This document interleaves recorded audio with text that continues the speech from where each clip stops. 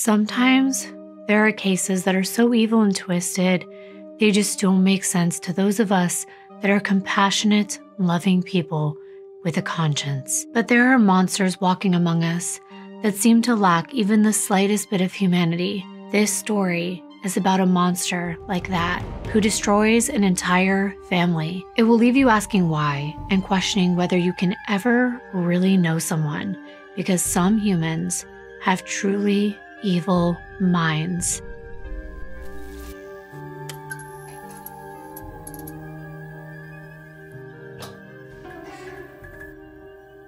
Deadly Deep Dives. Hi everyone, welcome back to my channel. I'm Kimbyrleigha. If you've never been here before, it's nice to finally meet you. I want to let you know that I've been wanting to do this case for 2 years now. I waited and waited on a FOIA request because I wanted all the facts. And I'm sure those of you that watch true crime channels, you know, those legal requests can be pricey, they can take a long time, but I wanted to know everything because this case really hit home for me. Not only because it's a Florida case and that is where I'm from, but it's just heartbreaking. Lots of details, exclusive body cam footage, photos, and interviews that put the true in true crime. You will know everything. But before I jump in, I want to truly thank our sponsor for today because it has been a life-changing experience. I'm not kidding. And that is Helix Sleep. I'm a little embarrassed to admit that at my age, I never knew how important it was to have a high-quality mattress until we got our Helix mattress. John, on the other hand, had been complaining for months about how bad our previous mattress was. I picked up a random one from Amazon, and he would wake up all the time with back aches and neck aches. And it wasn't until I got pregnant that I also began to wake up in pain. And I started to understand the importance of a premium mattress. And Helix is just that, and customized to fit your needs. Plus, it's conveniently shipped right to your door with free shipping in the US. All we did was fill out Helix's sleep quiz, and it matches you to the perfect mattress based on your body type and your sleep preferences. I have always been a back sleeper, but being pregnant, I had to start sleeping on my side. And the good news is the quiz lets you choose more than one sleep position. Plus, if you're sharing a bed with a partner, you can include them in your quiz as well. It asked us whether we like a soft, medium, or firm feel to our mattress. I liked medium, and John preferred a softer one. And when it came to pain, I said I rarely had any, but John always woke up with shoulder and neck pains. So after a few more questions, we were matched with the Helix Dusk Luxe mattress. It's got a medium feel to it, and it's great for back and stomach sleepers. Plus, it has enhanced lumbar support as well.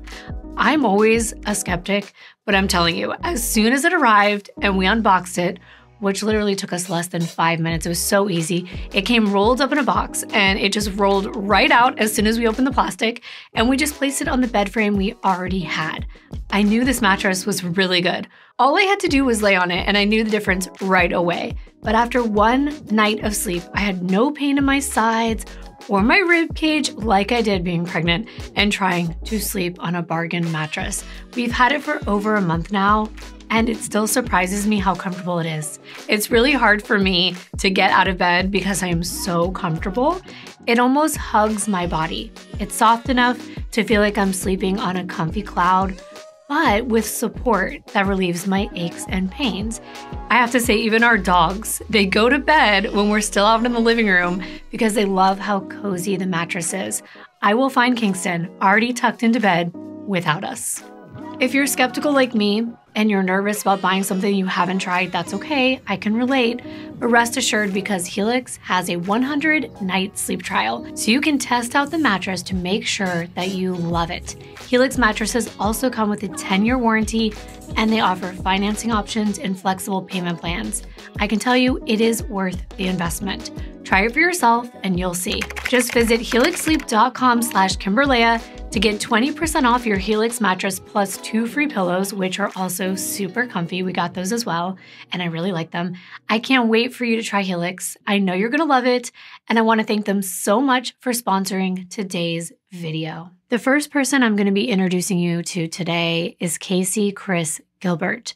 She came into the world on December 23rd, 1986 in Goshen, Indiana, which is near Elkhart, and that is where Casey grew up.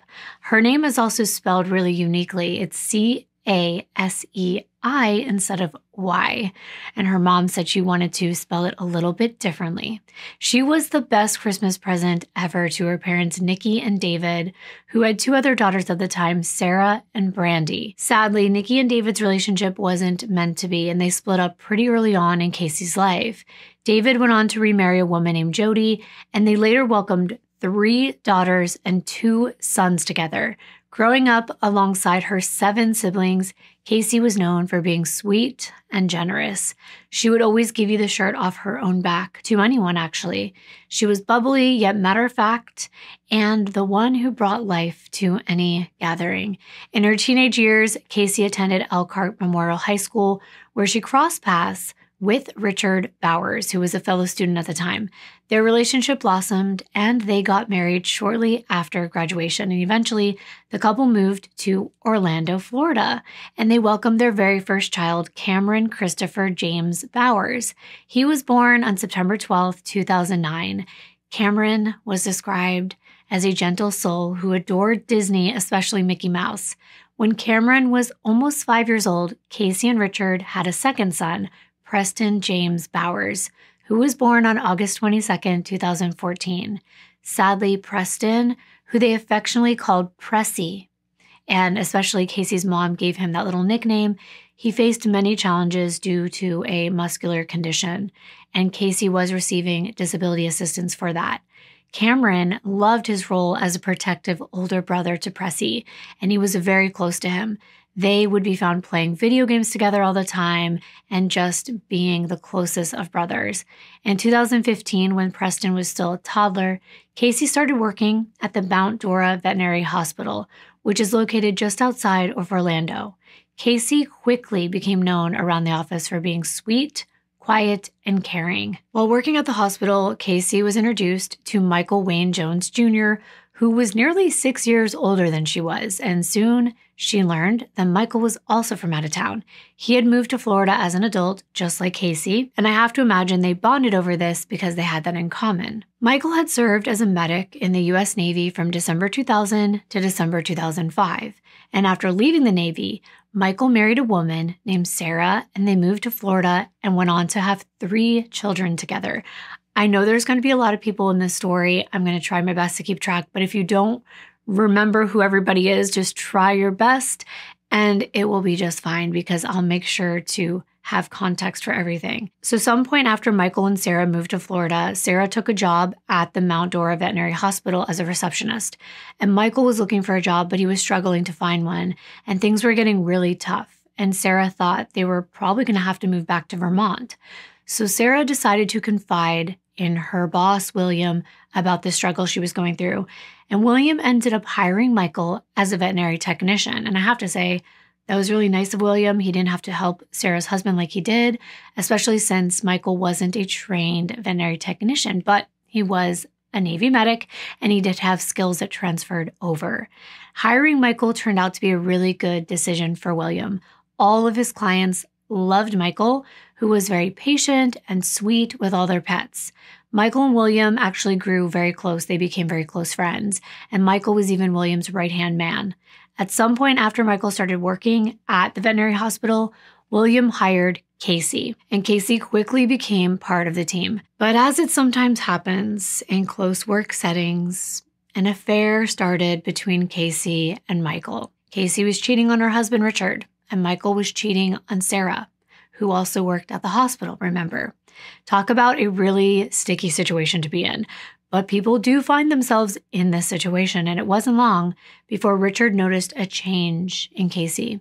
He thought that something was up with her, so he went through her phone, and that's when he found out she was having an affair with Michael.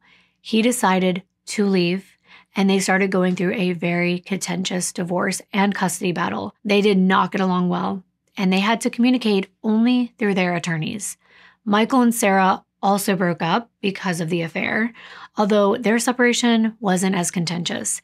They stayed in contact with one another and things seemed pretty amicable, although Sarah and their 3 kids did move back to Vermont. Now, Michael and Casey continued dating, but Michael had nowhere to go. He had nowhere to live once his now ex-wife and their kids were gone.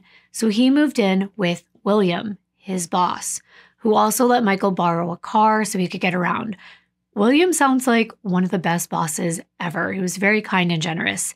Things were going fine until Michael began to tell these elaborate fake stories to William, including one where he said he was going to Vermont because his mom died and he had to go to her funeral, when in reality, Michael was at the beach. When William discovered the lies, he was understandably pretty upset. He probably felt betrayed by this man that he'd helped out so much. So William had to make the decision to kick Michael out of the house and fire him from the veterinary hospital. After Michael was kicked out, he broke in to the veterinary hospital and stole several items, including a gun. And then he went on the run. He was using that car that William had let him borrow, and it's unclear exactly what Michael did after he was just fleeing the scene. But according to Casey's mom, he fled to Mexico, and Casey had to go get him while her mother, Nikki, watched the kids. So already you can see that Michael has some personal struggles. That's what I'm going to call them at this point. However, Sarah said he actually fled to Texas, but either way, Michael left Florida with a stolen gun and a car that wasn't his. And he was eventually arrested and extradited back to Florida, where he had to do some jail time. But after all this, Michael and Casey moved in together and things calmed down. Michael did not have a consistent full-time job though. So although he sometimes worked in construction, Casey was the one providing the main income for the family, and she owned everything that the couple had. Michael and Casey actually went on to get married, and that's usually not that common in this whole cheating situation, but it turned out that they got along so well and they decided to take the next step. And then they welcomed 2 daughters together. Their first daughter, Macaulay, was born on December 9th, 2016, and she was a girly girl, a girly princess who loved the color pink and the Bee Gees, actually. Casey's mom described Macaulay as her soulmate. They went everywhere together. Michael and Casey's second daughter, Ayana, was born on August 10th, 2018. Ayana was a very happy baby. She smiled, she laughed a lot, and Casey's whole life revolved around her 4 children, and she was an extremely dedicated mother. She would do anything for her children. And in April of 2019, around 8 months after Ayana was born, Casey, Michael, Cameron, Preston, Macaulay, and Ayana moved into a rental home together at 14680 Southeast 86th Terrace in Summerfield, which is still in the Orlando area. For the sake of making it easy, I'm going to refer to them as the Joneses, even though they are a blended family with the 2 boys coming from Casey's previous relationship. But the Joneses' home sat on a small piece of property. Once you walk through the front door, the living room was right in the center. And if you turn to the east, you'd find the kitchen, laundry room, and the primary bedroom with a bathroom inside attached. Casey and Michael stayed in the primary bedroom, along with 2.5-year-old Macaulay and 8-month-old Ayana. On the west side of the house, there was a bathroom and a bedroom which 9-year-old Cameron and 4-year-old Preston shared. A few months later in June, Michael's ex-wife Sarah and his kids moved from Vermont back to Florida so they'd be closer to Michael. According to Sarah, Michael and Casey both seemed excited with this move. And around that same time, Casey and her ex Richard planned for Richard to see Preston and Cameron that summer. It would be the first time that they'd seen each other in a year. They decided that the visit would be from July 27th to August 10th. So this was the summer of 2019. On July 26th, Casey and her ex Richard texted about the plan for the pickup to be the 27th. Casey told Richard that she was about to go in for a major back surgery, so she wouldn't be able to drop the boys off. Instead, Michael was going to do it for her. On July 27th, Michael met Richard at a mall nearby in Leesburg, and he dropped off the two boys for their 2-week visit with their father. A few days later, Casey checked on the boys via text, and Richard let her know they were doing very well. At around the same time the boys went to their father Richard's, Casey texted her mom Nikki and asked if Nikki could watch Casey's two daughters, the two little ones, Macaulay and Ayanna. Nikki loved being a grandma, and she frequently watched the children, so she was happy to watch them. Michael then dropped the girls off at Nikki's home, which was about an hour away. A few days after this, Nikki received another text from Casey asking her if she could please keep the kids a few more days because she wasn't feeling well. Weirdly, at the time, she doesn't mention anything about her back surgery, which would have been the reason why she might not have wanted the kids there because she was still healing, but she just told her she wasn't feeling well. Casey continued texting her mom saying she was sick and asking Nikki to continue to watch the girls. This went on for 2 weeks before Casey finally texted to say that Michael would be picking them up soon. But by this point, Casey's mom thought something strange was going on. She hadn't heard from Casey in any other method besides text, and Casey didn't try to contact her daughters at all during their stay, which was completely out of character for the devoted mother. Casey was the kind of mom who would call, she would FaceTime her kids at least once a day when they weren't with her. So to only hear from Casey via text was odd to say the least. When Casey texted to say Michael was coming to get the girls, Nikki asked Casey to come with him, but Casey didn't. This was yet another red flag to Nikki. Meanwhile, Cameron and Preston, who were staying with their father Richard until August 10th, which just so happened to be Ayanna's first birthday. And on that day, Richard dropped the boys back with Michael at the mall in Leesburg. And for the next month, Nikki was trying to get in touch with her daughter. She called, she texted several times, but now her calls were going straight to voicemail, and her text went unanswered. Nikki was beyond concerned. She was extremely close with Casey. They maintained almost constant contact. They typically spoke every single day, whether it be by text, phone, or video chat. There were other red flags. During that month-long period, Cameron and Preston both had birthdays, and Nikki didn't even get to celebrate with them. And to make matters even more concerning, Casey didn't even post anything about her son's birthdays on Facebook, which she had always done in the past for all of her children. Furthermore, Casey's dad, who was back in Indiana, was very sick and he was on life support at the time, and Casey hadn't even reached out to ask how he was doing, which again was completely out of character for a caring person like Casey. So Nikki was worried about Casey. So her and Casey's sisters posted on Facebook asking if anyone had heard from her or seen her, but no one had. After more than 4 weeks of not hearing from Casey, Nikki couldn't take it anymore.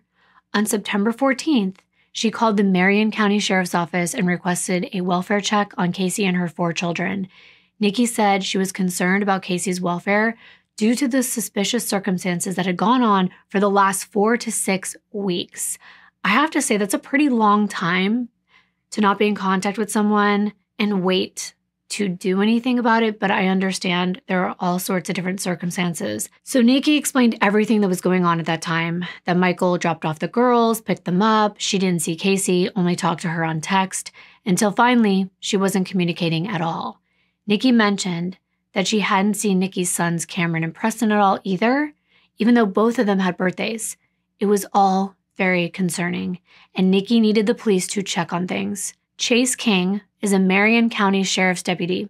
He went out to Casey and Michael's house in Summerfield for that welfare check. When he knocked, no one answered the door, so he peeked in the windows, and he saw that the whole house was completely empty, and it looked like it had been recently cleaned. This was not at all what Officer King was expecting. After he found the house empty, he spoke with a neighbor named Johnny, who told him he hadn't seen Michael, Casey, or the kids for a while. From what he understood, they had been evicted. So Johnny explained that 2 weeks earlier, which would have been in early September, the Joneses' property manager was cleaning out their house after this supposed eviction. The manager went over to Johnny's house and said there was an odd smell coming from inside. So the manager asked him to walk through the Joneses' house to see if he smelled it too. This is getting very concerning. Johnny told Officer King that when they walked through, it didn't look like anything had been packed up and moved out. The whole house was still full of furniture and belongings at this time, but there was just this horrible smell, as if something had died inside. After walking through the house, Johnny went back to his house and didn't go back into the Joneses' home again. Johnny told Officer King that on the day after the walkthrough, he saw the Joneses' white Chrysler Pacifica minivan in the driveway and later saw it drive away, but he hadn't seen the van return to the house after that. Next, Officer King contacted the landlord of the property, his name is Joseph, who told him that around August 23rd, he texted Casey to tell her that she and Michael were going to be evicted from their home. Casey texted the landlord back, and she said she no longer had anything to do with Michael or the property, and that all the eviction proceedings needed to be handled by him. Around September 1st, Michael texted the landlord and said he was moving out of the property and was leaving the key behind. After that, the landlord tried calling Michael multiple times to talk about the situation, but he never answered. So could this be a situation where Michael and Casey have split up? And now maybe Casey's got a new number or something, but it was still odd because she would have let her mother know what was going on. So on September 3rd, the landlord's employee, Matt, went out to the Joneses' house to empty any property that was left behind, clean up, and make repairs so that a new tenant could eventually move in.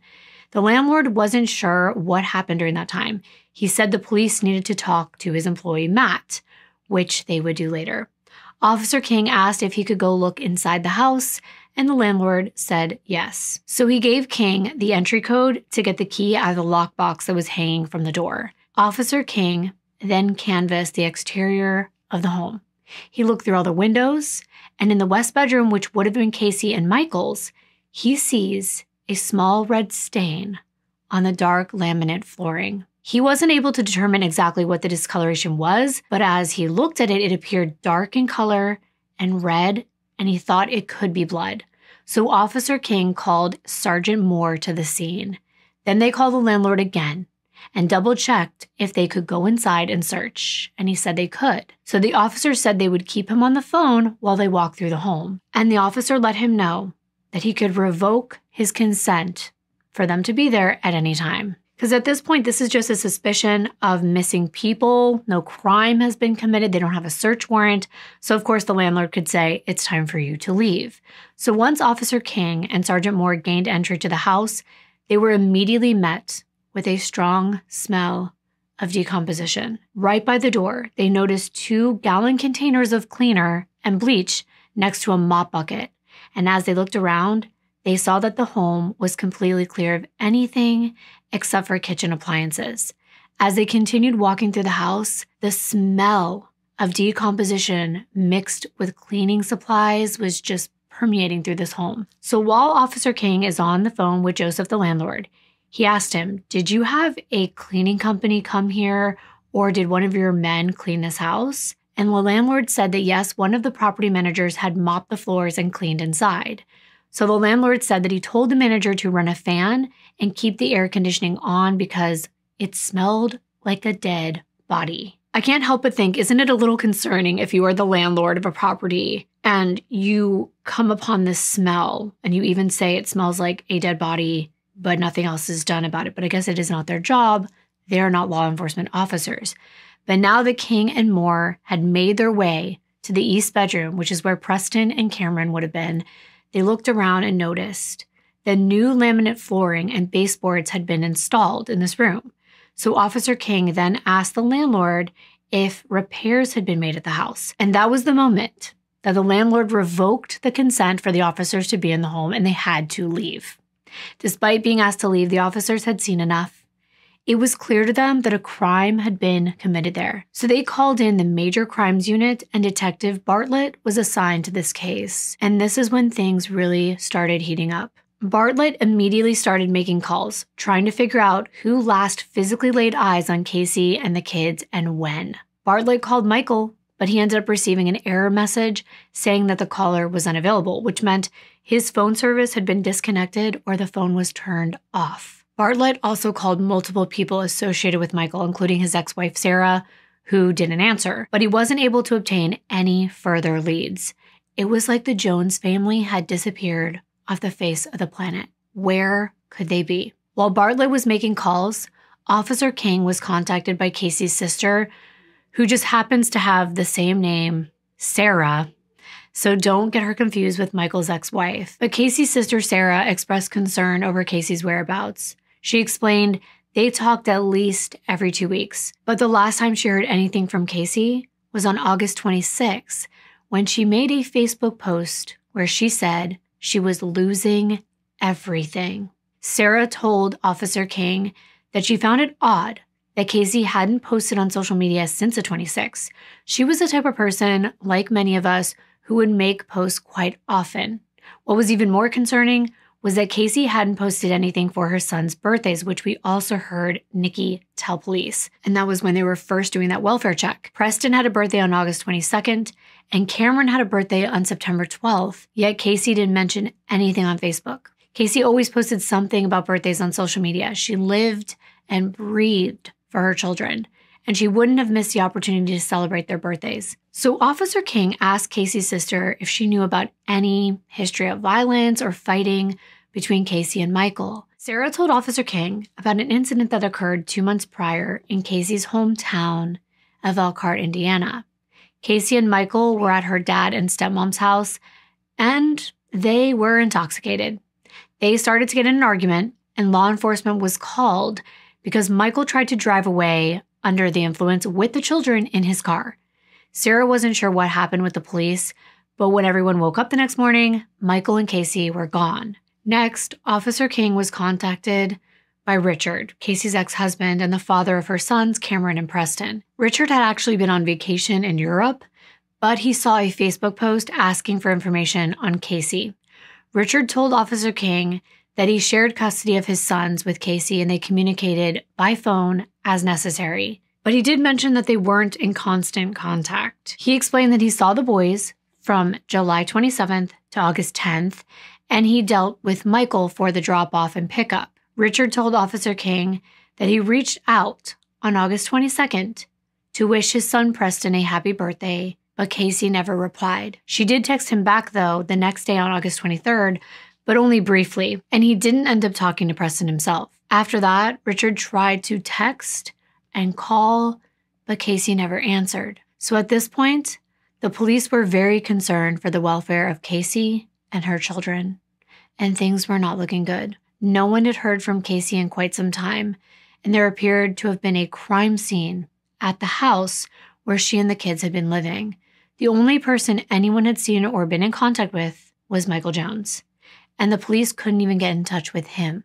Because of all these red flags, Officer King requested that Casey and her children be entered into their system as missing and endangered, and there was a bolo that was placed on the white minivan. Next, Detective Bartlett contacted Casey's mom, Nikki, to tell her about this bolo and to get more information. She relayed the same story that she told Officer King earlier. She hadn't seen Casey in at least 6 weeks now, and during that time, there were a lot of suspicious things that occurred. She said she had no idea where Casey could be. Can you imagine being that mother? Your grandbabies are gone. Your daughter's nowhere to be found. And Nikki said she and Casey had a great relationship. Of course, they had little arguments here and there like any parent and child does, but they always made sure to keep in touch. Nikki mentioned that one of their past arguments was that Nikki didn't want Casey to marry Michael.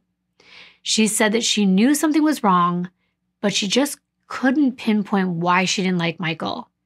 Bartlett asked if Nikki had gotten any texts from Casey that were suspicious. And here is what she said. I'm going to play the actual call for you that she had with the detective. Here we go. This is Detective Bartlett with the Marion County Sheriff's Office. How are you? I'm good. Just a little worried. Okay, well, we're trying to get ahead of all this stuff and trying to figure everything out. I don't know where she could be. I just don't. And it's really weird because I haven't talked to her. I only saw Mike when I had the kids. Okay, and how long ago was that when you talked to her last? When I talked to her? Yeah. It's been like a month and a half or more. And it's just weird. She would never do that. And she would never leave her kids for 2 weeks. Had you gotten any calls from her or text messages from her that were suspicious, like, you know, that something bad was happening or an argument or something like that? No. I got text message from her, like, saying, how's the kids? But it didn't sound like her, like, you know, like when somebody's talking to you and you know that person, even their text seems off. Mm-hmm. I understand. You know what I'm talking about? Yes, ma'am. That's the way the text was, the one I got when I was watching the kids. So I was thinking it was Mike. Has she ever went without contacting you guys? Never. No. That's what I'm saying. No. She won't. No. I mean, not this long. You know what I mean? So it's clear that she was suspicious about even the text messages. And I know it's just a text, but you would be surprised, maybe not, but I can kind of hear the tone in a text message. And sometimes I'll be like, are you okay? Even though I can't hear the person speaking. And that's how Nikki felt. Like it wasn't really her daughter texting. Bartlett then asked Nikki if she had heard from Michael. And this is what she said. And have you talked to him at all? No. Nope. He took his messages off Facebook because everybody's trying to message him to see where Casey's at. Okay. But his mom's got to be hiding something because everybody, like Casey's sisters and stuff, is trying to get a hold of her. And they're messaging Mike's mom, and I have too. And she says, well, I haven't heard from him. But the one sister, she had told her that she heard from him yesterday. But she told me, and I still got it in a text, that she hasn't heard from him in a long time. Really? So she's telling a bunch of stories, yes. So it does seem like there are differing stories and accounts of what has been going on. So that's even more frustrating. And at the end of the call, Bartlett reiterated that they were going to be putting out a bolo. And if Nikki heard anything from Casey, she needed to let them know right away. Nikki said, I don't care if she's mad at me for the rest of my life, but I just want to make sure her and those 4 kids are okay. The investigation into the whereabouts of Casey and her children continued on the morning of September 15th. The police still believed that the Joneses' empty home in Summerfield was a crime scene, so they started working on that search warrant. It wouldn't be ready until the evening, so in the meanwhile, Detective Bartlett continued trying to get a hold of people who may know where Casey and her children could be. In the late morning hours, he finally got a hold of Michael's ex-wife, Sarah. She told them she saw Casey, Michael, and the Jones children at McDonald's on September 13th around 5:30 or 6 p.m. She said they met there for a child visit. And this struck Bartlett as odd since no one else had heard or seen from Casey, yet Michael's ex-wife had. Bartlett then pressed Sarah further. And you know what happened? She changed her story to say that Casey hadn't actually been in the McDonald's. She actually stayed in a van outside. So after getting off the phone with Sarah, Bartlett asked Detective Simpson to go to that specific McDonald's and check their video surveillance footage for September 13th. Detective Bartlett then called Sarah and told her Detective Simpson was at the McDonald's looking for footage of her, Michael, and Casey. And that's when Sarah tells another story. She says, oh, I just realized I hadn't even been at that McDonald's on September 13th. So at this point, Simpson checked the footage just in case, and he found no video evidence of Sarah, Michael, or Casey being there. So of course, Bartlett wants to know why Sarah said she was there if she wasn't. But when he called back, Sarah didn't answer. So Detective Simpson drove to Sarah's home out in Jacksonville to interview her in person. And when he made contact with her, she explained why she lied about going to McDonald's on the 13th. She said that Michael had been standing next to her while she was on the phone with the detective. He wrote a note right there telling her what to say, and she followed his directions for some reason. Sarah was then asked about her and Michael's relationship, and she told Detective Simpson that she and Michael got together in 2007 and they moved to Florida in 2008. Sarah said there'd never been any violence of any kind between her and Michael, and he didn't physically discipline their children either.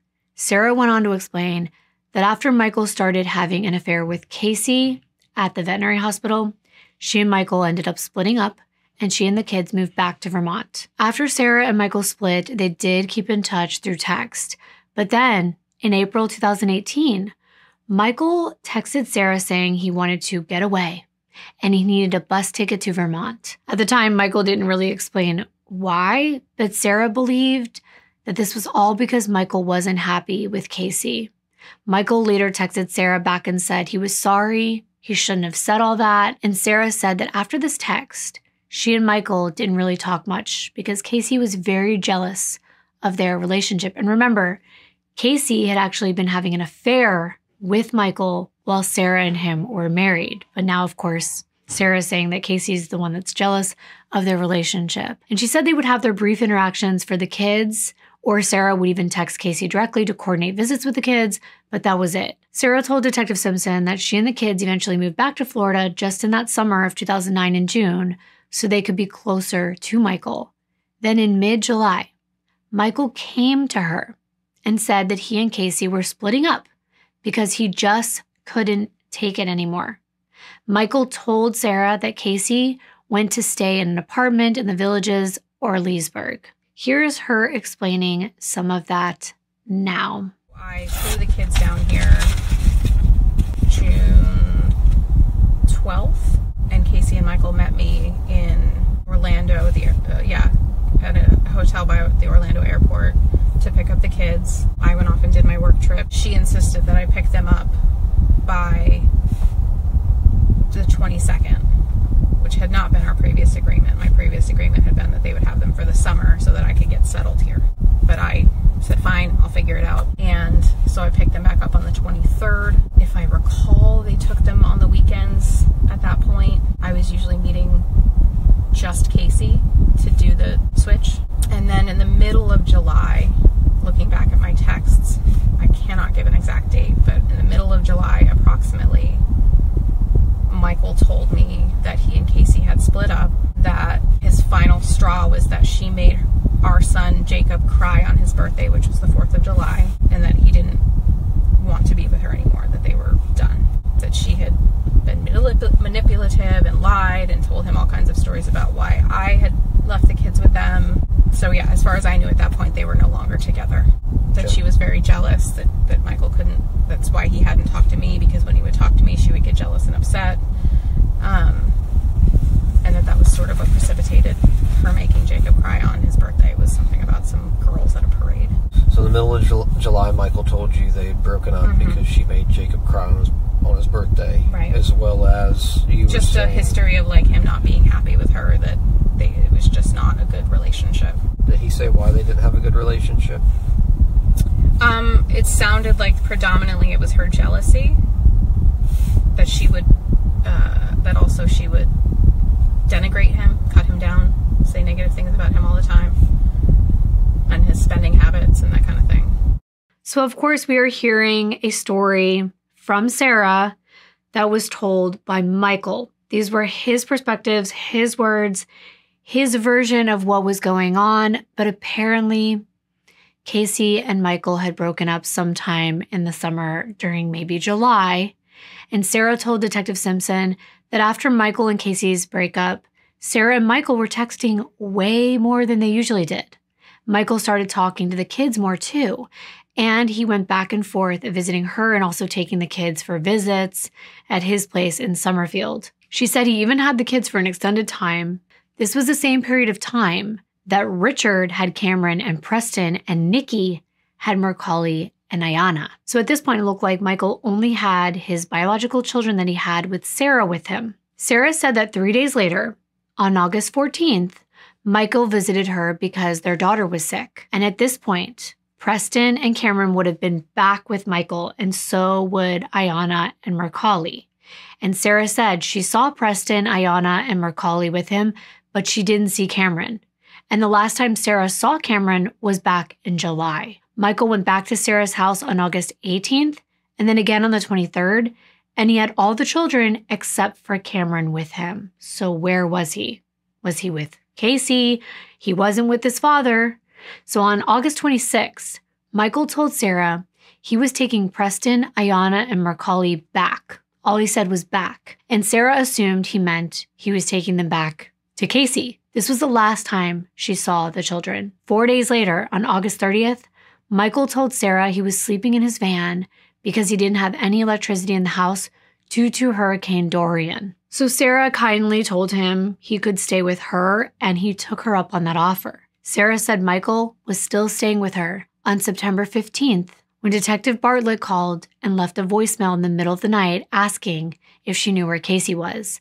Later that morning, after Michael woke up, Sarah confronted him, and she asked, "Why would a detective be calling me and asking me where Casey is?"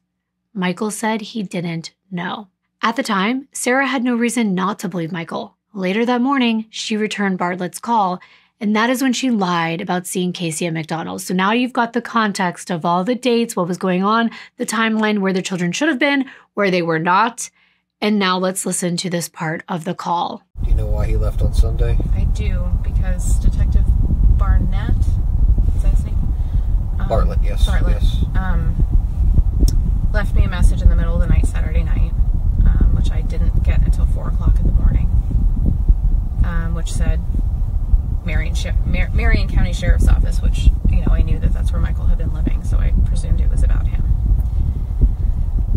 So I woke him up, and I said, why are they calling me?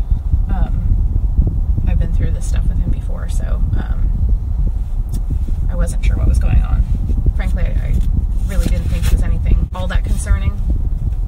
He just said, maybe it's about the trailer, I don't know. So he told me that early that Sunday morning that, well, we'll call him back later in the morning, whatever. And so around 9, I called Detective Barnett, and Michael was standing across from me. And at that point, I really didn't know what was going on. I honestly don't remember if I even knew there was anything about Casey at that point. But Michael advised me or told me to say that I had seen them, he and Casey and the kids, on Friday at that McDonald's in Palatka. Which would have been the 13th? Which would have been the 13th. And this is the call between her and Detective Simpson at this point. So it is interesting that it seems like Michael wanted Sarah to lie for him. Sarah said she wasn't sure why she felt the need to lie to Bartlett. Let's listen. You weren't forthcoming to me this morning, so that especially makes me go, what's going on? Yeah, no, I understand. Absolutely. Okay. Yeah, I honestly can't explain why I felt the need to, except that their relationship has been really weird, and I don't believe in my gut that there's really anything wrong with her, which doesn't excuse my not telling the truth about it. But so you're saying you don't think there's anything wrong with her? No. Why do you say that? Well, he does not believe there's anything wrong with her. That she probably just up and went with the kids just to get some alone time. Okay. Obviously, he's concerned now because his daughters are with her and he doesn't know where they are. And granted, I'm speaking for him, and I, that's what I'm hearing from him. So it's true. Michael's daughters are also not being located at this point. So Sarah told Detective Simpson that after getting off the phone with Bartlett, she went to Target to pick up some stuff while Michael stayed with their kids. While at Target, Bartlett called again and said Simpson was at McDonald's looking for footage. Sarah said at that moment she panicked, and she said she forgot that she'd never even been at the McDonald's. Sarah went back home and told Michael that she needed to go to the sheriff's office and deal with these things. Michael said, "No, I'll go." And then he packed a small bag of clothes, said goodbye to the kids, and left. Sarah said that had happened just a few hours before Detective Simpson showed up to interview her, and she didn't have any other information for the police at that time. Not long after Detective Simpson met with Sarah, Officer King spoke to Michael's mother, Connie, who said that Casey had last texted her on August 27th. She last heard from Michael via text on September 13th, and he told her that he and Casey were well, but needed to get new phones. He further said that he had put some of their belongings into storage before the hurricane came, and they were going to Kentucky to visit Casey's family. After this, Connie didn't hear from her son again. She tried to reach out, but he didn't answer. So Connie told Officer King that she was concerned about the well-being of the family, but this is a completely different story that Michael's telling his own mother. So while the police were speaking to Connie, they actually get a voicemail from Michael. who called on his son's cell phone. And he said he knew the police were looking for him and his family. He said he was out of town at the time, but would be back soon and could talk to detectives on September 16th at 9 a.m. The officer who received the call tried to call Michael right back, but he never picked up. So this was just a wild goose chase. Officer King also spoke to Richard, Casey's ex-husband, and the father of her sons, who called to say that he had additional information. Richard said that when he had the boys in July and August, Cameron told him that Michael was physically violent towards the children and Casey. Michael would apparently hit the children with clothes hangers and other objects when he was angry, and Michael and Casey would get into these physical, violent fights almost every night for hours on end.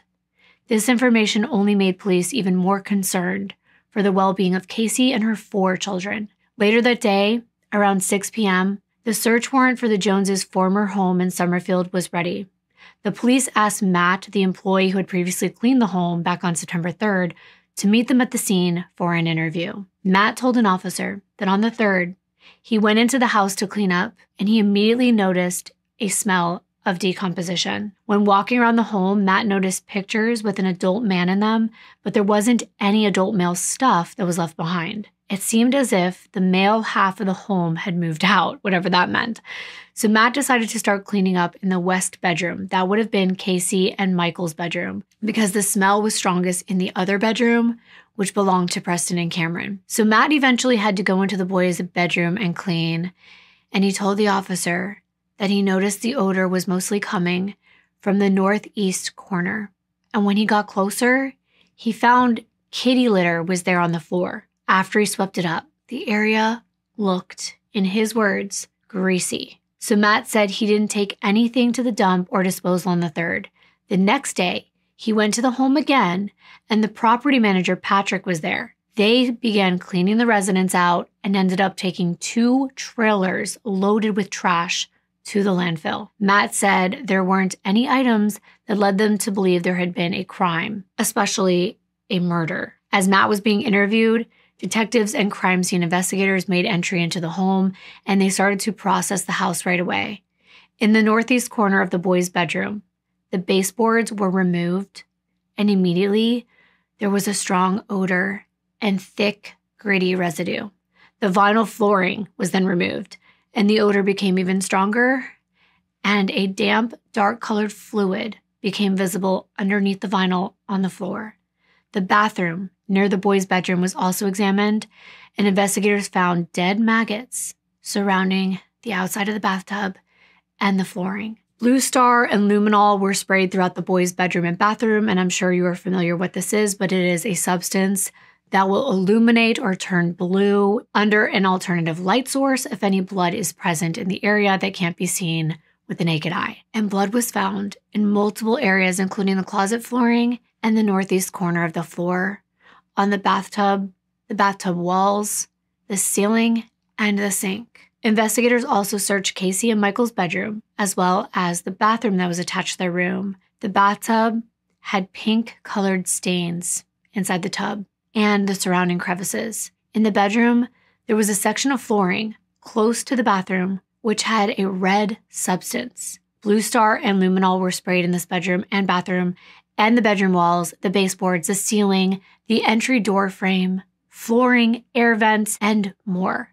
And it showed the presence of blood. There had been blood almost all over these bedroom walls, ceilings, and elsewhere. At around 8:40 p.m., as the police were carrying out the search of the Joneses' home, they got a call from Brantley County, Georgia, which is near the Florida border. A deputy had just responded to a single car crash, including a white Pacifica van on Highway 301 near Archie Lane. The driver had veered off the road and crashed into a concrete culvert, and the van became disabled. When a Brantley County deputy arrived at the crash scene, he immediately noticed the smell of human decomposition permeating through the van. As the deputy walked up to the van, the driver literally told him, "You may want to put me on handcuffs because I killed my wife and she's in the van." The driver was Michael Jones.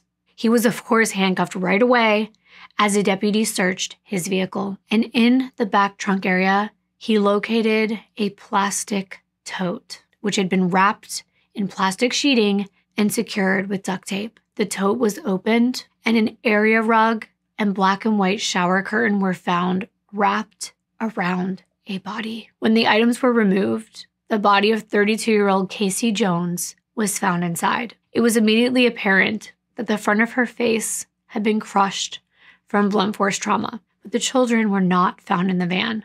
So the search for them continued as Casey's body was taken off for an autopsy. I actually saw these photos. I'm going to be showing you photos, but of course I would never show you those photos, but I just have to say there are no words. I do have photos of the back of this van. I'm going to be showing some of them on the screen, but you can just tell there is just a bunch of different things piled into this van in a haphazard way. And of course, there are items that were inside the tote, on the tote that I am showing you. It's unbelievable. The pure evil that has to be in someone's mind is unbelievable to me. Michael was transported to the Brandley County Police Station, and Marion County, Florida sheriffs were then notified. After getting this call, Detective Bartlett and another Detective McCaig left the Jones home, where the warrant was still being carried out, and they started driving to Georgia to interview Michael Jones. While they were driving, a GBI agent started interviewing Michael himself at the Brandley County station. And as that interview progressed, the Brandley County sheriff would relay the things that Michael had said in this interview to the detectives that were driving from Florida. In one of the first calls, the sheriff relayed that Michael said he killed Casey and stored her body at the Joneses' home and then in the van for several weeks. The sheriff said that when Michael was asked where the children were, he said they were with their grandmother, Nikki. But the Florida detectives told the sheriff that that was not true. Nikki hadn't seen the grandchildren for 4 to 6 weeks. So where were they? A few minutes later, the sheriff called back and said Michael admitted that he had killed all 4 children and left their bodies in a wooded area south of where he crashed the van. He agreed to take the police to the bodies, so the sheriff asked the Florida detectives to meet them at the crash site. When the Florida detectives arrived, there were a lot of people on the scene, including the sheriff's office, the GBI, a tow truck driver who was attempting to pull this van out of where it had crashed. And once everyone was on the scene, Michael led the police to the bodies of the children. They drove around 6 miles to a rural dirt road in an area of pine trees. They turned east into the pine forest area and continued a few hundred yards to crossroads. And finally, they turned south and parked their vehicles. They were now in the neighboring county of Charlton. Michael told the police to look for plastic totes covered with palm fronds. Officers fanned out. They walked several hundred feet into the heavily wooded area, which smelled so badly of decomposition, and they began to look for the totes. Eventually, they located 3 separate totes in the same general area, though separated by some distance. Just like with Casey, all of the totes had plastic sheeting wrapped around the top and were secured with duct tape. Cameron was found inside a red suitcase, which was inside of a gray plastic tote. He had a towel wrapped around his head, and the towel was also in his mouth. Preston was inside a pink plastic tote, and there was a zip tie. I can't even get this out. It was around his neck. Macaulay and Ayanna were in the same blue plastic tote, and there was a baby bottle with Ayanna's name on it and a pair of pink girl sandals also in that tote. And thinking of these officers actually having to be there, because we're looking at some of these photos and they're bad enough to imagine, but just heartbreaking and unfathomable to actually be there. The children's bodies were then transported for autopsies, and Michael was taken back to the sheriff's department so that the Florida detectives could interview him. I wouldn't even want to look at him. I wouldn't want to be in the same room as this monster. On what was now the very early morning of September 16th, Detective McCaig and Detective Bartlett sat down to interview Michael. He was read his Miranda rights, and he agreed to speak with the detectives. He then gave a full confession to killing Casey and her 4 children, 2 of which are not this man's children. They're Richard Bauer's boys, Cameron and Preston.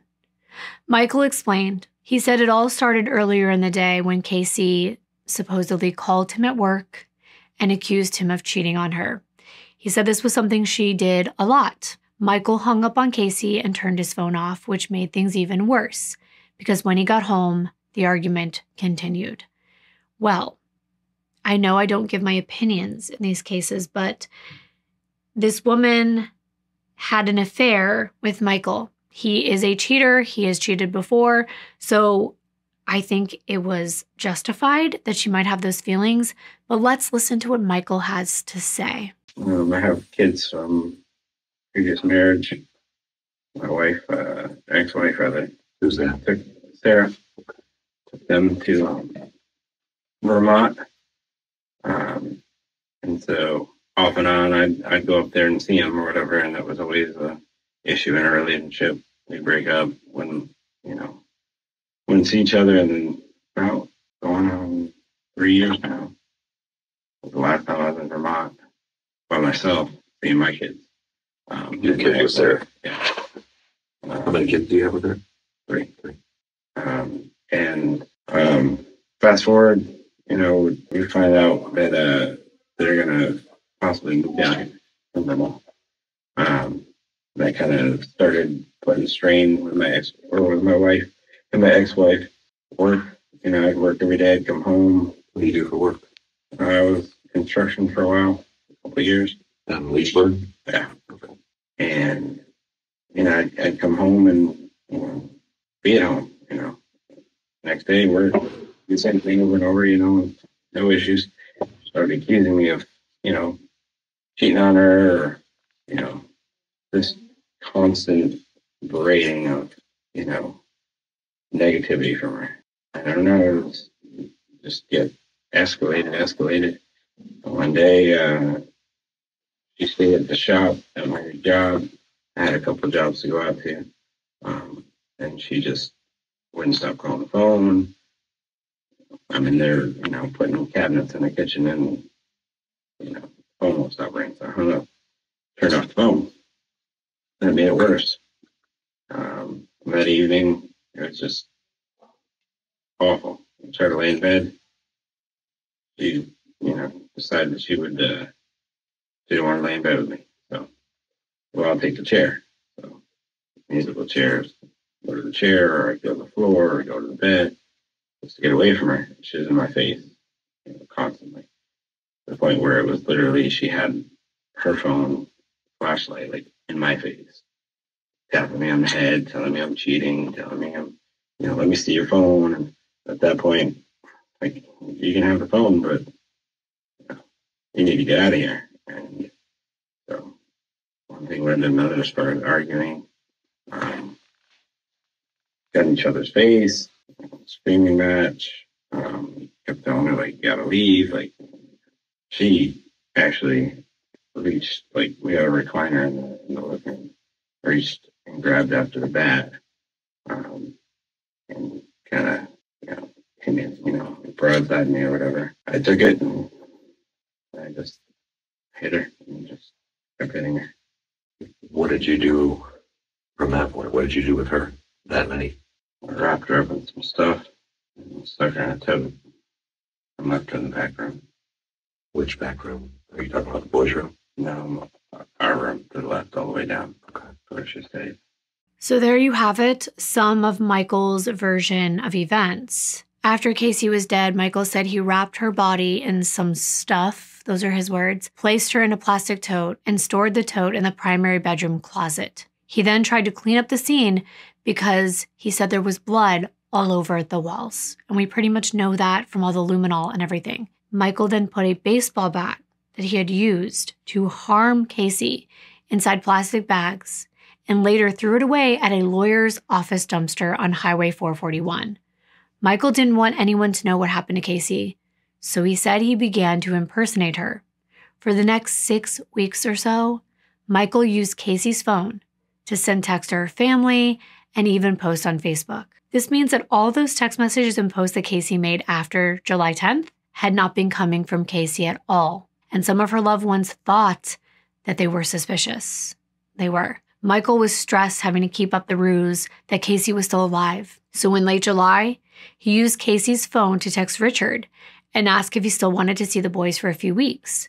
Richard said he did, so Michael dropped the boys off in Leesburg at the mall to Richard. Around the same time, Michael texted Casey's mom, Nikki, from Casey's phone, pretending she was her, and asked if she could watch the girls. Nikki said yes, and Michael dropped them off for a few weeks. Why didn't he just leave the kids?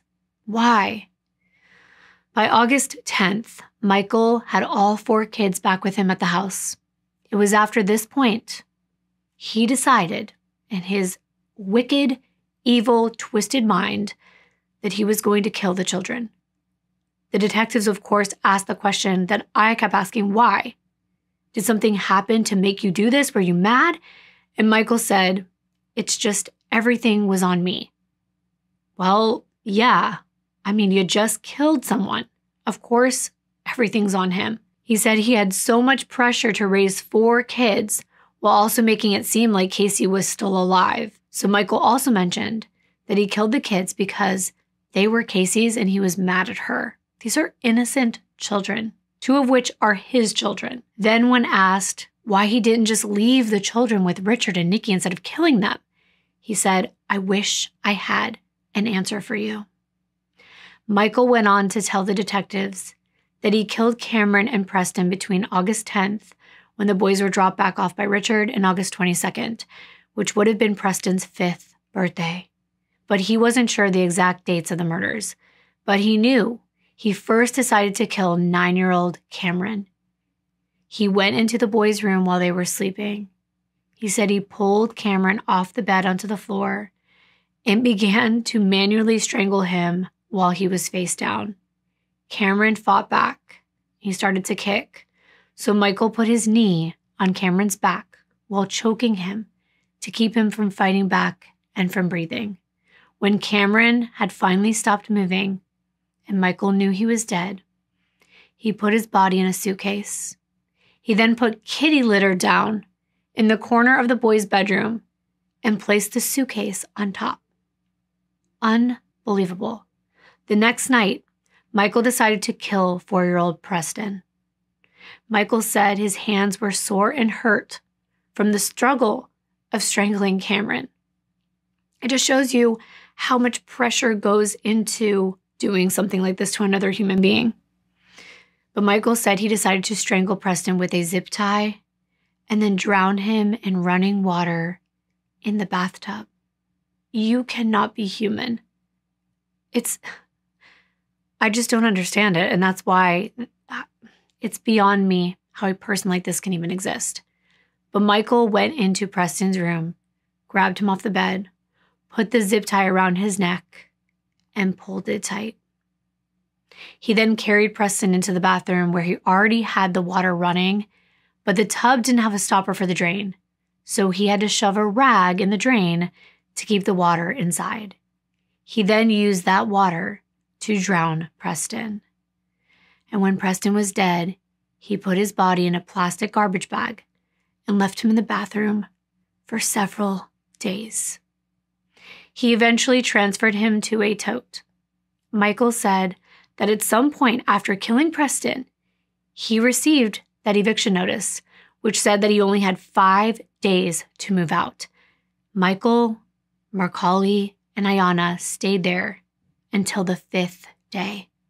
And Michael wasn't exactly sure what day that was, but he believed it was between August 26th to the 30th. On the 5th day, he put Macaulay and Ayanna, who were still alive at this point, into their van. He said he drove to the city hall in Bellevue and sat there for hours. And while there, he looked over at the nearby police department and thought about turning himself in, but he couldn't bring himself to do it because he's a coward. Instead, he decided to stop pretending Casey was alive. He broke her phone and threw it in a dumpster near City Hall, and then he drove around for a while before he returned home.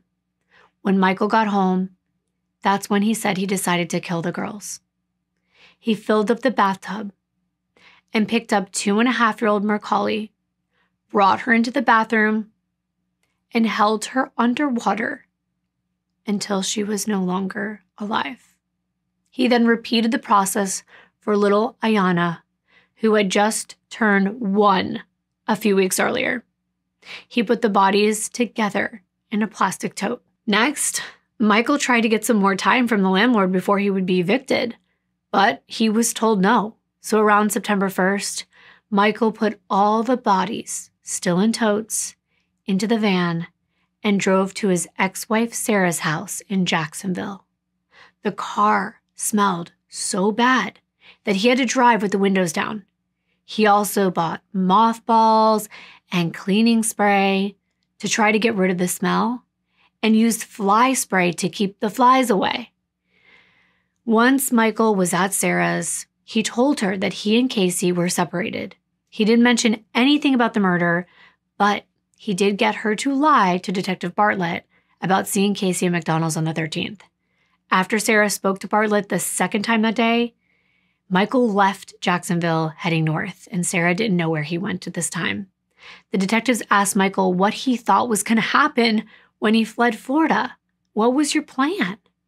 This is what he said. What do you think was going to happen today after you left? What was the plan? The only thing really I had in plan was just to get out of Florida for now, cross the border here, and get a rest stop and try and think. I'd like to say that I can kill myself, but that's not it. Just running. You get up here into Georgia. Is there any family, any friends, anybody that's this way? No. You're just driving. You got money to go anywhere? No, I had, $40 when I left, and so I figured I put some money in the tank and drove, and figured I'd get across the border, like I said, in Georgia, and go to a rest stop and think, before people came after me. Yeah. So you pulled down the road here, and what point you decide what you were going to do with that? I'm driving, and I just keep seeing, pull-offs, and I was like, I don't even know. Like, it didn't cross my mind really other than just to pull off. So I pulled off, went down the road, took a piss. Said, all right, well, let me get him out of the car then. That's when I started pulling him out. Like Casey was there. I don't even know why. I take off and go down the road, and I'm distracted by the radio and the GPS and everything. Tell me about this. This is another question I had. How'd you wreck the van? What happened there? Like I said, after I got out of the woods driving or whatever, the GPS was like rerouting me. So I messed with the GPS and touch screen and looking this way, this way. I swerved off the road once and then kind of like, okay, pay attention. Swerved again, and that was it. Just kept going down. And I knew that my phone would at least call 911. So I called 911. I didn't know where it was. I saw 2 different road signs. I said, I'm in between here. You call 911 and you wait for the troopers to show up? Mm-hmm. What happened then? They show up and I flat out tell them. My wife is deceased in the car, and I did it. So he was a man without really any plan. And Michael told the detectives that once he was in Georgia, he kept seeing turnoffs in the forest on the side of the road, and he pulled off one of those roads to use the restroom, and that is when he decided that he was going to leave the bodies there. And once he removed all of the children's bodies, he realized he didn't want to leave Casey's body behind. So he got back in the car and he started driving. While looking at GPS, that's when he swerved and crashed into the concrete. At this point, realizing he couldn't get away, he called 911 and waited for police to show up. Once Michael was done telling his story, the detectives asked clarifying questions, including if Michael had been under the influence of anything when he committed all 5 of these murders. And Michael said that he was not under the influence of drugs or alcohol, and that he had a clear head at the time. That's when you really know, because they were trying to give him an out, almost like you had to be on something. That's when you know someone is pure evil. He had a clear head at the time. I would beg to differ. But when asked if he wanted to take his own life, Michael said he couldn't choke himself, but he owned a gun and he probably would have used it on himself. And why didn't he, I wonder? But finally, the detectives asked if Michael wanted to relay anything to Casey's family. And he answered, and this is quote, Sorries don't do shit. That is literally what he told detectives. And then he went on to say, quote, Florida has the death penalty, so that's good, end quote. Following this interview, Michael was charged with driving while his license was suspended, failure to maintain a lane, and being a fugitive from justice. He wasn't charged with any murders yet because the police wanted to corroborate his confession. He was placed on suicide watch in the jail, though. And on September 16th, Marion County detectives called Richard. Now, if you remember, I know there's a lot of people, but Richard Bowers is Casey's ex-husband, the father of Cameron and Preston. And they had to let him know that his children had been murdered. And he was still in Europe at this point. So he had to get a last-minute flight home. And this is just a reminder, you don't know what people are going through. You know how many times I've been on a plane or traveling somewhere and maybe someone's in a bad mood or they give me a look. What we don't realize sometimes is that there are so many people fighting these battles that are invisible to us. Can you imagine finding out this information and having to come back from Europe to the United States? The detectives also called Nikki to let her know the devastating news that her daughter and her 4 grandchildren were dead. She later told the media, quote, I just want everyone to know that my babies were innocent and they were thrown away like trash. All he had to do was tell me to come and get them. I would have came and got them, end quote. Now that Nikki's daughter and grandchildren were gone, she could only cling to the memories, the photos, and the belongings that she had of them. And she said that she just felt numb, that she can't even get up and do the dishes, and she's always been a strong person, but this time she just can't. She went on to say that she's got to lean on someone because she can't do this by herself. Casey's sister, Sarah, told the media, quote, I'm just in shock that a human could do that to another human and to babies. Finding out Michael was possibly involved is a shock. I didn't expect that. I don't know what could have possibly gone through his head at all, end quote. Casey's family set up a GoFundMe to raise funds for the funerals, but they had to take it down because people were leaving very hateful comments on it, accusing Nikki of taking advantage of her daughter and her grandchildren's death. Nikki was understandably horrified by those allegations. Who would do that to this poor family? It's just despicable. We know so many people that need help in these situations. But thankfully, someone volunteered to cremate the bodies so that she wouldn't have to pay for funeral expenses. Although the police had found Casey and the children, there was still an investigation to conduct. After notifying the families, the police searched for the baseball bat that Michael said he used to murder Casey, along with her broken cell phone. They went to the dumpster at the lawyer's office and tried to find the baseball bat there, but the trash had been emptied. They also went to an area near City Hall where Michael said he threw away Casey's phone, but again, the trash had been emptied. That same day, the police conducted a neighborhood canvass around the Joneses' former home in Summerfield, and some neighbors said that when Casey and Michael had been living there, they fought at night all the time. There was yelling, arguing, banging, and one neighbor specifically said that the fighting made it hard for her son to sleep. Multiple neighbors said they hadn't seen Casey or the kids in several weeks or months, but they had seen Michael more recently. One neighbor had said they even saw Michael put black bags into the back of his van on September 3rd. Next, Officer King from Marion County obtained a search warrant for the minivan, which was still in Georgia. He drove up to Georgia to process his van that still had an overwhelming smell of human decomposition. The van's interior was soaked in bodily fluids.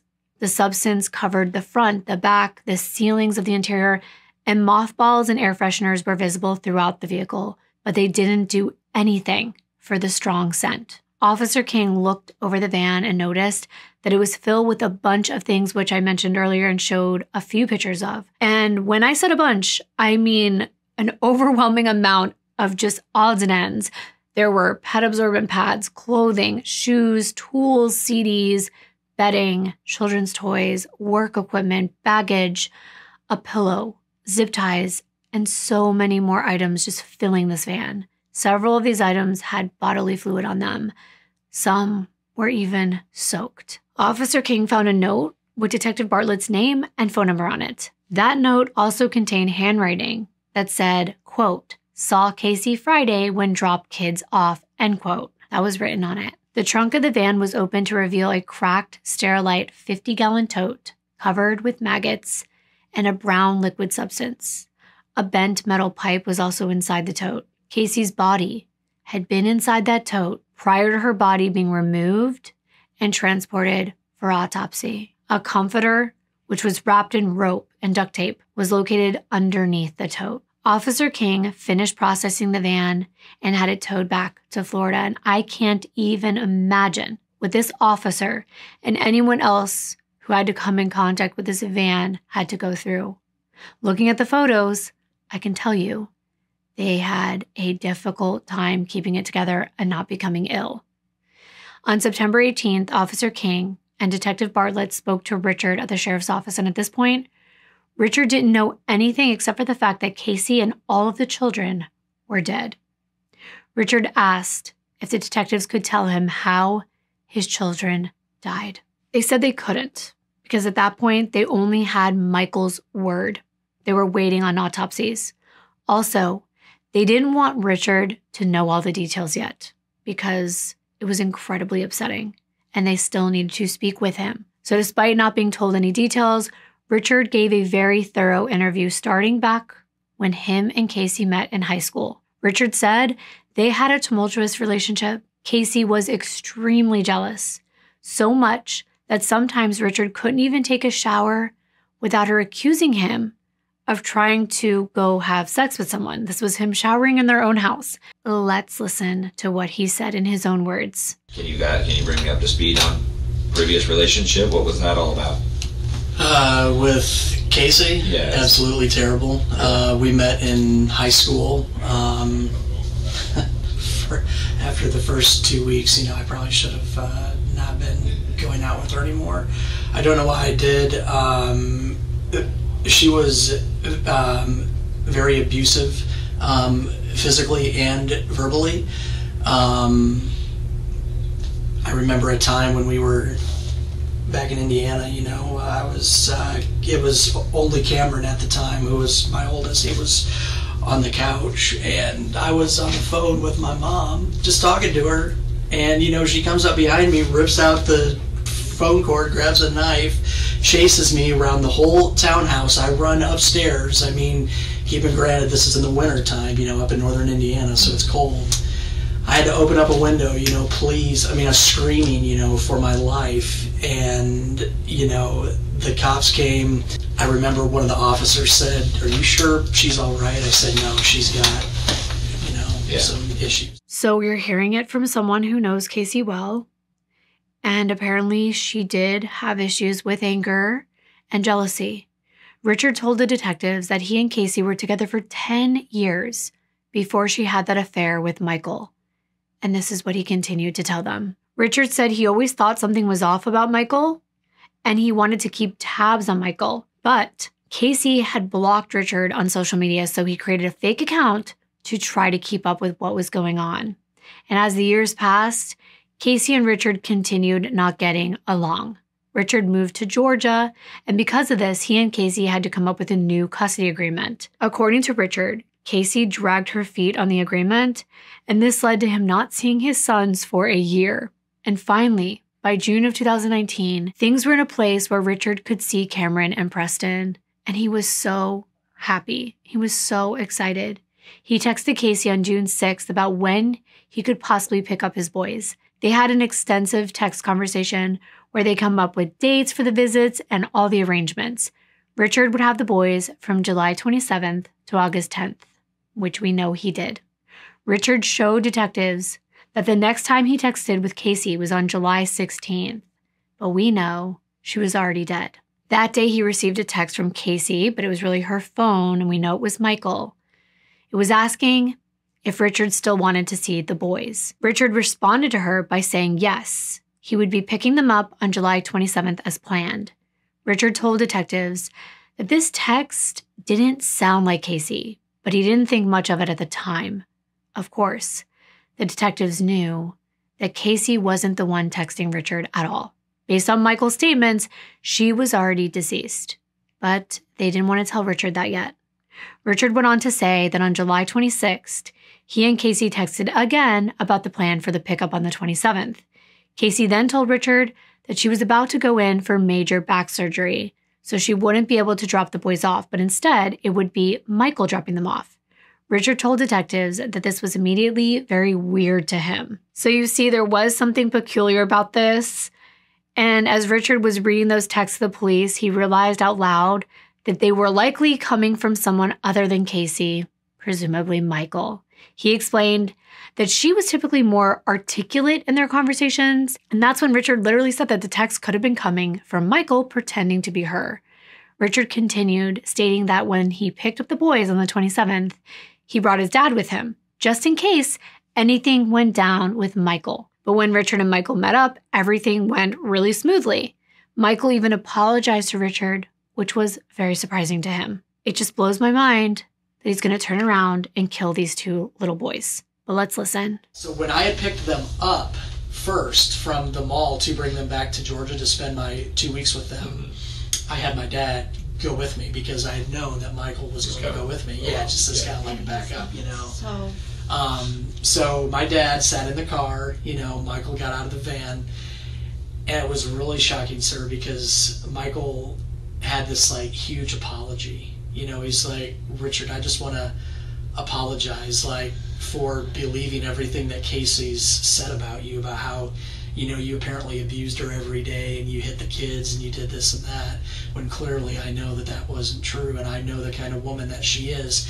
And I told him, and he remembered this saying, you know, a few years afterwards, because he even quoted it to me, and this was as, you know, I was bringing them to Georgia, but before we left the mall parking lot, when I had picked them up for the first time, he had said, Richard, I just want to tell you, you told me something a few years ago that rings in my ears. And I had told him, I said, you know, when we were in our altercation, I said, brother, I said, you freed me from 13 years of hell. Yeah. And I said, thank you. And he reiterated that to me. He reminded me of that. He said, I want to tell you that I never forgot those words that you told me, because I know now what you meant to this very day. And, you know, he just kind of gave me a brief history of, you know, everything that he's put her through, you know, about how if there's an 80-year-old woman walking down the street, he's got to hold his head down because she would accuse him of, you know, trying to have sex with her, or pretty much any female, because that's what it was with me. Mm-hmm. But the part that was weird, sir, is he was really cool with me, you know, like he was my homeboy or something, you know, like we were best friends. And that's, I guess, it never dawned on me, you know, of course now it does, but it never dawned on me at that moment that, you know, like, it's almost like that was his apology for everything that he had done. And here I was, you know, I took it hook, line, and sinker, you know, because I'm a forgiving guy, you know, I want to try to see the best in people. And I ate it up, you know, I mean, and we even hugged, you know, he shook my hand, you know, and you know, it's like now that it's always the what ifs, you know, and I think I even remember telling him, you know, I'm like, hey man, you know, I'm like, if you want to, you know, maybe we could, you know, go grab a Coke or something sometime, you know, have a beer, you know, talk about things, you know, but he was like, but I want you to see your children more. I want you to do this and that. And so I'm thinking, man, you know, like, I mean, this is great. You know, I'm thinking something, at least he's normal or halfway is normal, you know. So, wow, this is very interesting that Michael was apologizing, and it's almost like he might know what he was going to do, and he already knows what he did to Casey. It's just very confusing. So Richard told the detectives that after picking up the boys, he noticed that their clothes were dirty and they hadn't been bathed in days. Richard further said that the boys mentioned they hadn't seen their mother. Richard was concerned that the boys had possibly been being mistreated, and he looked for injuries, but he didn't see any. He also asked if Casey or Michael hit them, and the boys did admit Michael did, that he hit them with hangers until they broke. The boys also said that Casey and Michael fought a lot. At one point, they were arguing so loud The boys had to cover their ears. They said Michael also pulled Casey's hair and she bit him. And Richard told the detectives that while telling this story, Cameron broke down sobbing. So, of course, Richard stopped asking questions. These poor little boys. Richard continued on stating that on July 30th, Casey, who we know is really Michael, checked on the boys via text. When Richard told her they were doing well, she responded with a thumbs up, and he didn't hear from Casey again until August 9th, when she texted Richard to ask if he was still planning on dropping off the boys the next day. He said he was, and they could meet at 1 p.m. at the same mall. Casey told him it would be Michael picking them up, and Richard said, okay, and then he dropped the boys off as planned on the 10th. It's sad to know that he was handing his kids off to a monster. On August 16th, Richard texted Casey to see how the boys were doing at school, which was supposed to start a few days before that. But Casey never responded until the following day, when she said things were going fine. On the 22nd, Richard said he texted Casey and asked if he could please talk to his son Preston because it was his birthday. But he never got a reply. And on the 23rd, Casey responded that Preston was at his cousin's house, but maybe they could talk on Sunday night, which would have been the 25th. Casey then claimed that her phone wasn't receiving calls at that time. Richard told the detectives this was a red flag, but he told Casey, okay, we'll just chat Sunday. On that day, Richard texted and asked if now was a good time to talk, and he never got a reply. On September 10th, Richard texted Casey again and mentioned that he hadn't received a reply since August 23rd. Still no answer, so Richard tried to call, but Casey's phone was off. This was the last time he reached out, and he had to leave for Europe. After meeting with Richard, the police spoke to a woman named April who purchased 2 twin mattresses and bed frames from Michael on August 17th through Facebook Marketplace, and it just makes me sick thinking that this man is selling these 2 little boys' beds that he just murdered, and that this woman is buying them not knowing. At first, she said that Michael said he would drop the mattresses off at April's house, but then he claimed he had his kids with him and he couldn't fit the kids and the mattresses in his car at the same time. So April and her husband brought a trailer to pick up the mattresses from Michael's house. When she got there, she said Michael told her that his children had just outgrown the mattresses and that was why he was selling them. April and her husband offered to help load the mattresses, but Michael did not accept any help. Of course not, because we know what's going on inside that house. When April got the mattresses home, she said she immediately noticed a horrible smell coming from them. She said it smelled like a dead rat. She repeatedly cleaned the mattresses with bleach and water and baking soda to try to get rid of the smell, but it wouldn't go away. After seeing Michael's picture on the news, April called the police. Officers ended up going to her house and taking pictures of these beds, along with a blue tote that Michael had put some of the bedding pieces into. There was nothing abnormal about the beds other than the way that they smelled. But of course, they were inside a bedroom that had humans decomposing inside. But why would Michael sell the beds on Marketplace? Was he trying to get rid of evidence? There were just so many questions. I don't know why. On September 20th, a detective named Burleson spoke with Michael's ex-wife Sarah for a formal interview. Burleson asked Sarah to start at the beginning and talk about her and Michael's relationship. She repeated all the same things she stated in her previous interview with Detective Simpson. Sarah was then asked about what happened on September 15th. And that's when Sarah said she panicked. We kind of already heard her say this, but this is her formal interview, so let's listen in. So when I was at Target, I spoke to Detective Bartlett, and then he said, Detective Simpson is at that McDonald's, he'll call you right back. So when he called me back, he said he was looking at video, and at that point I panicked, and I said, well, I forgot, and I wasn't actually there, I didn't see them, I haven't seen Casey in weeks, and then I came back here, and I told Michael, like, you need to deal with this, I don't know what's going on, but, like, you need to go there. At that point, he was, as far as I knew, a missing person, because his mother was panicking and texting me, and he gave me the impression, and I believed that Casey had just kind of willingly disappeared for a while, because of their divorce, because she was upset with him, because she didn't want him to see the kids. I was under the impression she was probably in a hotel somewhere, just not wanting to talk to anybody. So Michael said, well, I was going to go over to the sheriff's office tomorrow, but I'll go now and take care of it. It was like 3 o'clock in the afternoon. He packed a small bag of clothes. He said goodbye to the kids. Told them he was going to work for like an hour, and then he would be back.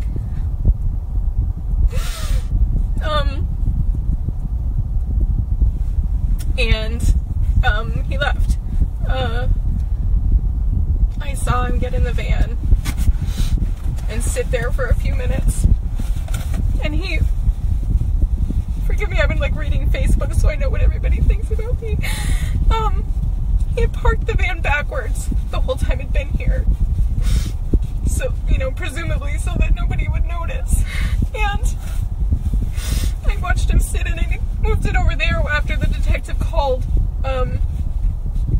And then he left. And that was the last time I saw him. Sarah said that after Michael was arrested, she asked their son if Michael's car had a bad smell in it, and he said yes. But Michael had told him that there were some cats living around his house, and he thought that that's why it smelled, because maybe one of the cats had died in the van. Detective Burleson asked Sarah if Michael seemed different during his stay at her place, and here's what she told him. Knowing what you know now, was there anything that seemed out of the normal for Michael? I mean, you've known him since 2007, so, any of his trips up here, the time that he stayed with you, did anything seem different than normal? Not really. Did he seem like he was in a sound state of mind? He was drinking a lot, but he always has been a big drinker. He talked a lot about the amount of stress he was under and the fact that he wasn't sleeping well. But again, like, you're going through a second divorce. All of that, it made sense for the situation I knew him to be in already. So you just assumed the stress, the drinking, the lack of sleep was because... Was the divorce and the finances. I knew his finances weren't good. Okay. That he wasn't able to, he lost one job or two jobs and didn't have a consistent source of income.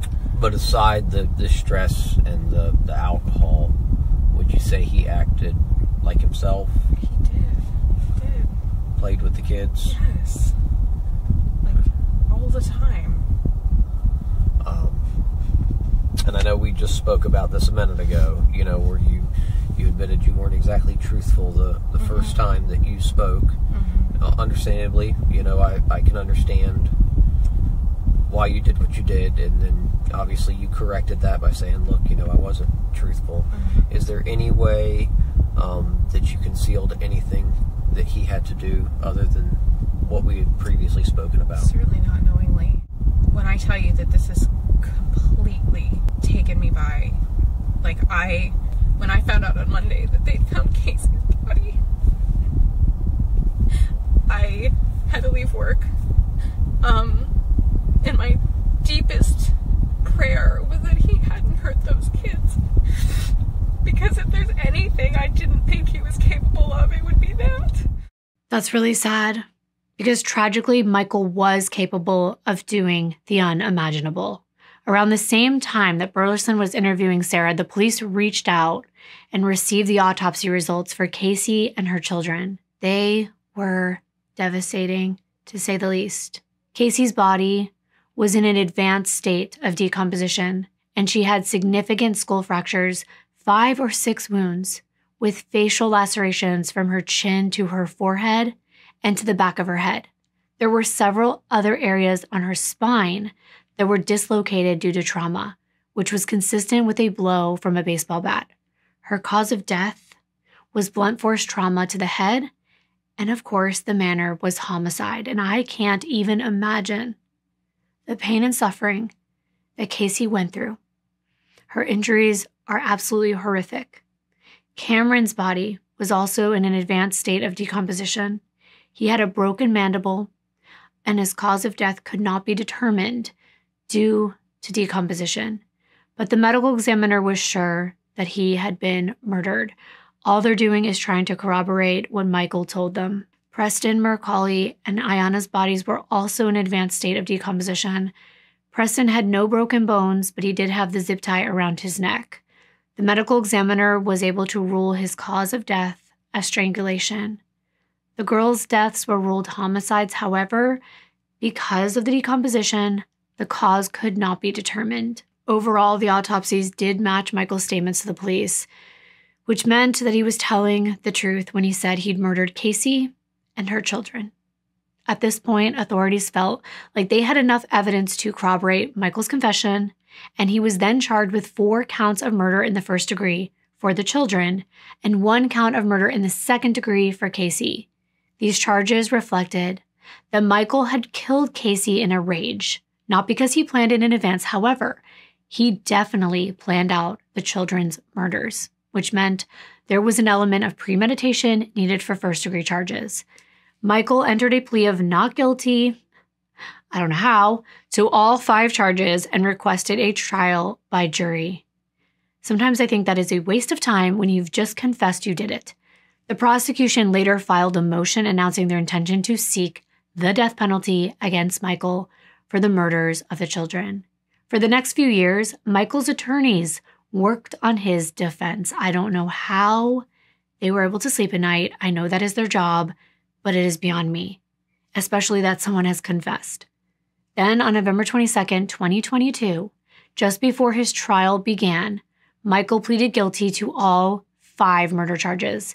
The state still wanted to pursue the death penalty for the murders of the children, so Michael had to undergo the penalty phase in front of a jury. During this phase, the prosecution attempted to establish aggravating factors supporting the death penalty, while the defense tried to prove mitigating factors favoring life imprisonment. And then the jury votes on a sentencing recommendation. Michael's penalty phase started in December of 2022. The prosecution outlined everything Michael had done to lead him there, how he beat Casey to death with a baseball bat, and then murdered all 4 of her children, one by one.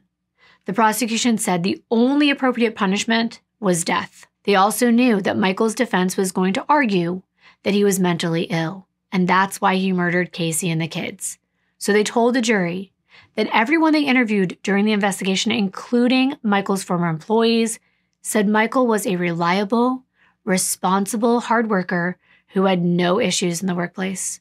No one noticed any mental health concerns with him at work or even outside of work. The prosecution asked Casey's sisters Brandy and Sarah to testify about the impact that Casey, Cameron, Preston, Macaulay, and Ayanna's murders had on the family. Both sisters talked about how close Casey was with the family and how much they missed her and the kids. Casey's sister Sarah specifically said Casey's murder devastated their family, and the pain that they've gone through has been torture. She talked about how she had to quit her job because it involved children's clothing, and she couldn't even handle looking at little children's clothing because every time she did, she thought of her nieces and nephews whose lives were taken so cruelly. Richard also testified about how his sons brought him so much joy. They were his little ones, his 2 boys, and now they were gone, all because of the actions of one man. The defense told the jury that Michael had provided a full confession and pleaded guilty to the murders, which meant he took full responsibility for his actions. They acknowledged his guilt and agreed that he should be punished, but they argued that he should not be sentenced to death. And I'm sitting here saying, why? Why should he not be sentenced? The defense told the jury that Michael had a history of mental illness. He was easily dominated by the opposite sex and had a rough childhood where he was inappropriately touched by his father. His father ultimately went to prison, and then the same thing happened with his stepfather. The defense said that Michael had a period of normalcy during the time he was in the Navy. However, he started dating a woman who dominated him, and this would become a reoccurring theme in his life.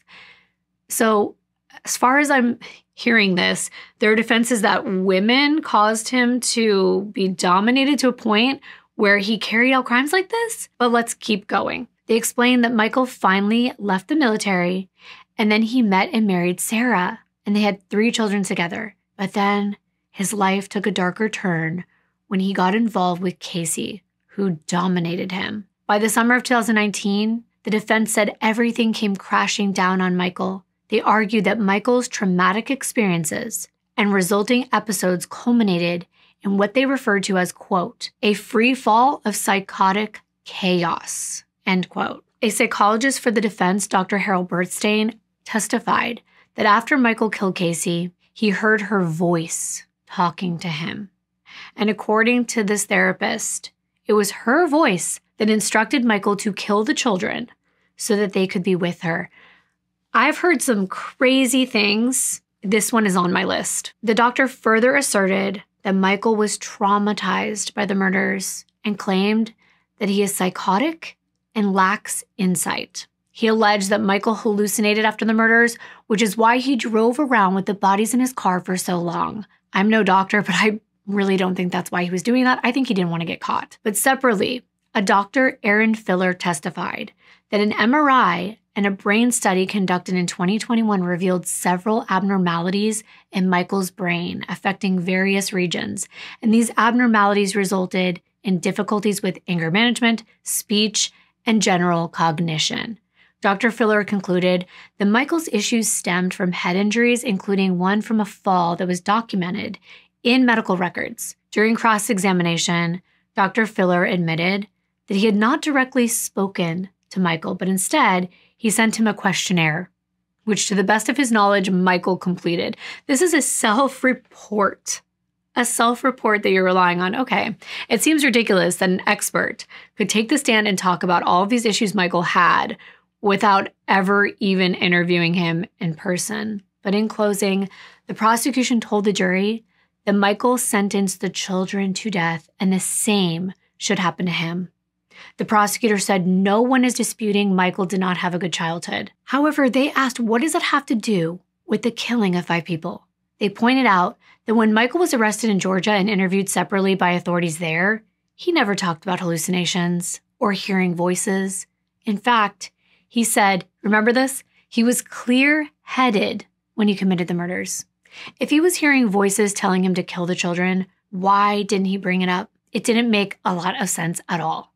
On January 12th, the jury deliberated for 5 hours before recommending that Michael receive the death penalty for all 4 counts of first-degree murder. While this wasn't a guaranteed sentence for Michael, the judge could consider the jury's recommendation in determining the final sentence.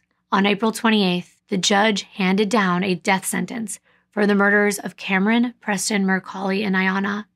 And additionally, he sentenced Michael to life in prison for murdering Casey. Michael is currently serving his time at Union Correctional Institution in Rafford, Florida. And I think they got it right. But I'm always trying to leave you with a glimmer of hope or positivity, but in this case, I don't think it's possible. The brutal murders of Casey and her precious children, Cameron, Preston, Macaulay, and Ayanna, are nothing short of heart-wrenching. Michael's heinous actions set off an unending cascade of pain and loss.